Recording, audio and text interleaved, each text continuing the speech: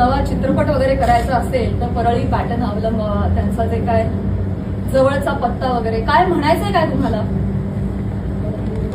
तुम्ही फक्त महिला कलाकारांच्या चारित्र्यावर शिंदोडे नाही उडवत आहात, महिलांच्या कर्तृत्वावर सुद्धा तुम्ही प्रश्नचिन्ह उपस्थित करताय का?